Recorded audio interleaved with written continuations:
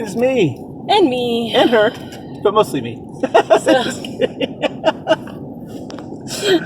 So we are headed to go to Wyoming to look for a house. What? So this is the first house that's actually met every single one of our qualifications. Yeah, they say if it's too expensive to live where you are, pick up and go. You're not a tree. Hey, I know somebody who says that all the time. All right, so we're headed on our trip. We're going to go up and look and see if we can find a place to live. Ooh. Please subscribe and hit the bell notification so you can be notified when we put up new videos.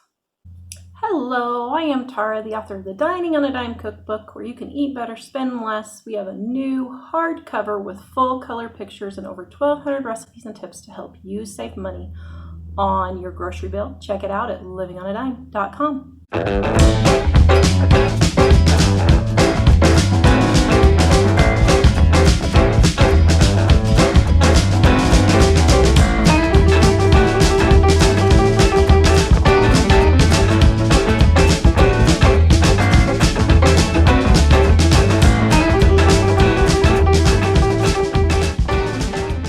Okay, so this is our hesitation with Wyoming. We are just north of Cheyenne. We just passed a tipped over semi.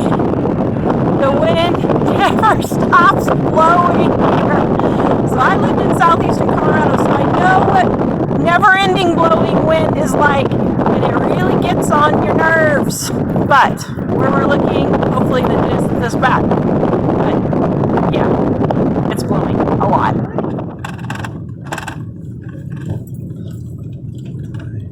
Alright, so we're driving into the neighborhood here.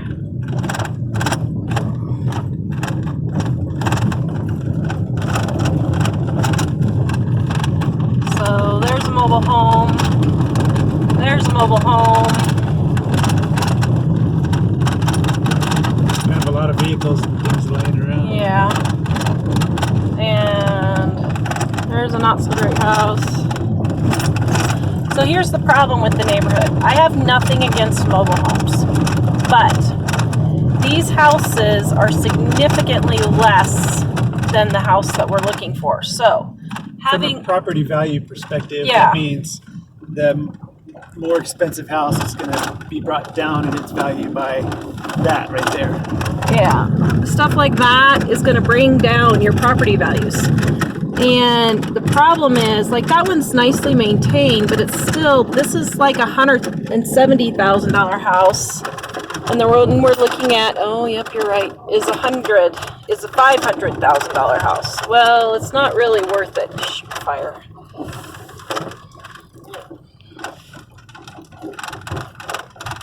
Should I turn around here? Owner, yeah. Go ahead and just turn around real quick. He's coming forward, so. You gonna come talk to him? No, let's just keep going.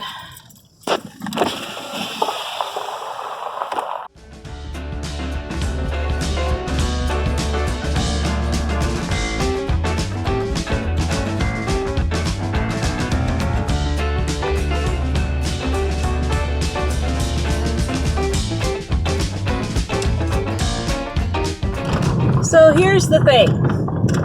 I have nothing against mobile homes, so don't get all upset with me because I'm saying that. We would be okay to live in a place out here.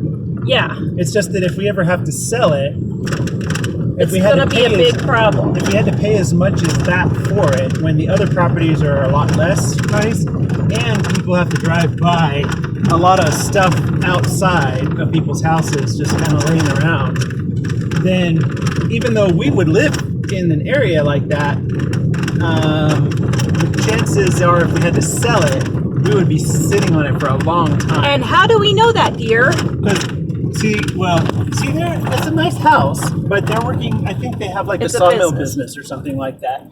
And the sawmill business means a lot of stuff laying around. And that's fine. But the thing is, if you're trying to sell a place in a high price range, I mean, it's a higher price range just because the area is. But if you're trying to sell a place and you paid a lot for it, like a lot more than the rest of the neighborhood, and you're trying to sell it because you need to move, if your buyers come in and they're not as forgiving about the kind of things that are around it, then you may be stuck with it and not be able to sell it. And we've learned in Idaho. Well, tell them what happened in Kansas. Yeah, well, in Kansas, we had a pretty nice house in a neighborhood. We had probably the nicest house in the neighborhood that was similar to this. And it wasn't super fancy, but it was probably the nicest house in the neighborhood. But to get there, you had to drive past this one old house where the guy had vehicles and tools and equipment and stuff. The entire yard, all the way out to the road, was piled with stuff. And when we had to sell it, the buyers would drive down the road, and when they get to that house, they would hesitate. The agents told us this, and they would hesitate, and some of them didn't even want to look at the house after driving past that. Kind of like we just did. But it was a nice house on a nice piece of ground, and we didn't mind living there. It's just that we had a sudden need to sell it, and it was really hard to sell it because people didn't want to drive past. And here's the quandary. In that neighborhood, it was our most favorite house that we've ever lived in up to now, by the way. Yeah, and then in that neighborhood, we went back 9 years later, and there were new houses coming in that were getting built and that were getting developed, and it was really good, and the neighborhood values have gone up. And one of the neighbors bought out the house with all the debris out to the street and cleaned it all up, so that was helpful. But here's the thing for this neighborhood. That it's very possible that they would do this in this neighborhood because things are just growing so quickly here. But the house itself, because it has such a homemade deck that wasn't really finished properly, that kind of thing, that tells us that the owner already told us that they had built the house. That tells us that they didn't take care and they weren't careful about the building of the house. And that really matters. So even if this area came up, we might be able to get our money out of the house. But at this stage of our life, we're not sure we're willing to risk that. Even though we have this gorgeous, right there, this absolutely gorgeous view. I mean, it doesn't get more gorgeous than that. So basically, the thing is, if there was some reason we would have to move, we learned a long time ago when we lost money on our very very first house was very similar to this. We really lost a lot, and we couldn't sell it for years. And it's made us very sensitive to recognize we cannot just think about what we think we would want there, but if we had to sell it, what would the market want? Yeah. So. All right, so that's why we drove 5 hours up here to look at this house. Drove into the driveway and knew right away it wasn't going to be the house for us, but that's okay. We are going to persist on, and we're going to stay up here and just take a look around, go to the grocery stores, go to the library, and so far we really like this area. So I think we'll just keep waiting until something comes on the market or we are able to save up more money, one or the other. Yep. All right, we're off to look at more. Porch tells me that there's a whole lot more of that inside the house. He said he built the house himself. So I was kind of like, yeah, that's not probably the best idea. Well, I was wondering, is there any potential for us to build one? Well, this realtor said, why don't you guys, or are you guys interested in building? And I said, well, not really, but now I'm starting to wonder, maybe we should build. Well, I'd be happy to build if we could definitely have the internet. I'm not opposed to building. We can have what we want. I mean, price-wise, we'd have to probably pay more.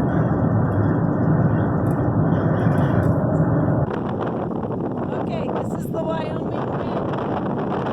Yes, it really is this bad.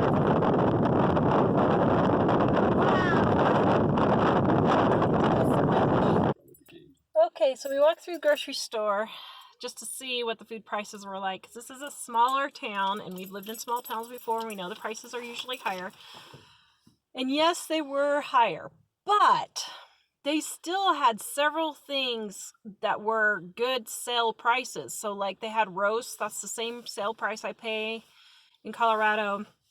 The bread, they didn't have a cheap bread, but you know, it was 50, 60 cents more for a loaf. Well, that's not going to break the bank. Well, and the truth is, we've only been in one store. Yeah, we're gonna go check out another store, but the milk was $1 a gallon higher. So yes, our grocery bill would probably go up if we just shopped at this one store, but we're gonna go check out the other store and see what they have. Well, and we also noticed some things that are more convenience-like TV dinners and things. Mm-hmm. They were quite a bit more. I mean, enough where if you bought a lot of them, it would cost you a lot. But they don't have sales tax on food here. Yeah, but the other thing is there are certain like basic food things were not necessarily more expensive, like rice or plain, things that you could make those other things out of yourself. So like when we lived in the other towns before, I was still able to get really good food prices on a lot of things. So I really wouldn't worry about the food prices being that much higher. These are diet size.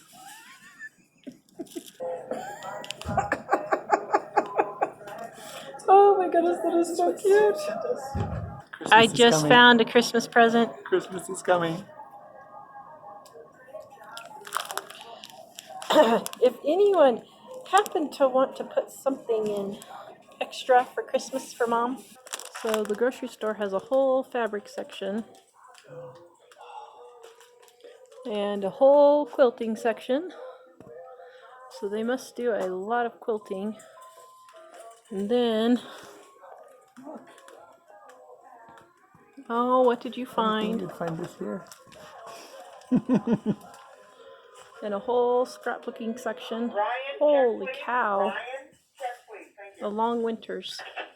They must entertain themselves the long winters. Holy moly, look at all this scrapbooking stuff. Wow. They must be into scrapbooking here. Is this all for scrapbooking? Yeah. Wow. Any Superman stuff for my brother? Any? Oh yeah, there's Superman. I'm not quite sure he's worth $3.99 though.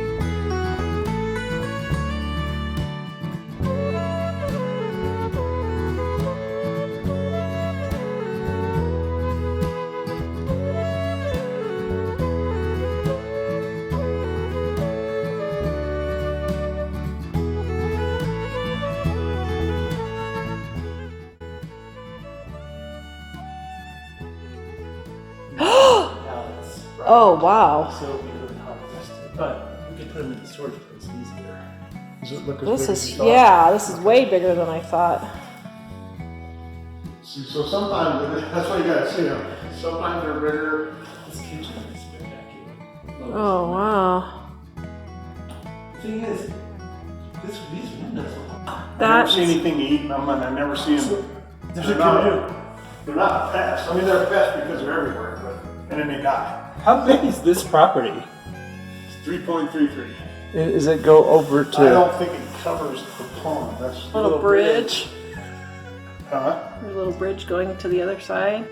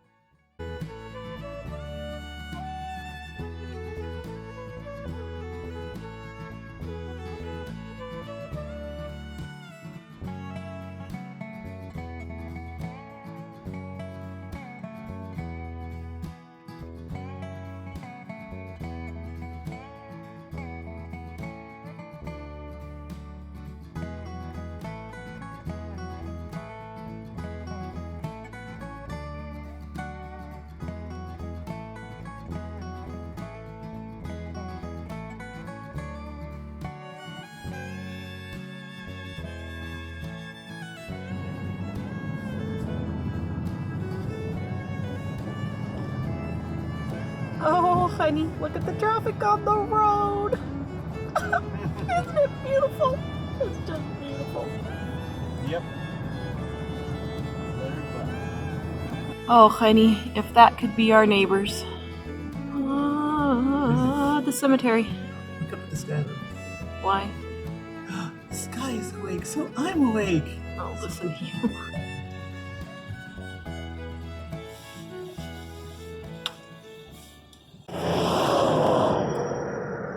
Hello! So, we got done with our house scouting trip. And... What were you doing? They were seeing the mountains just fine.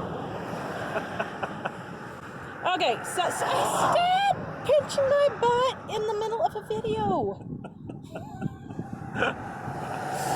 Alright, here's the thing.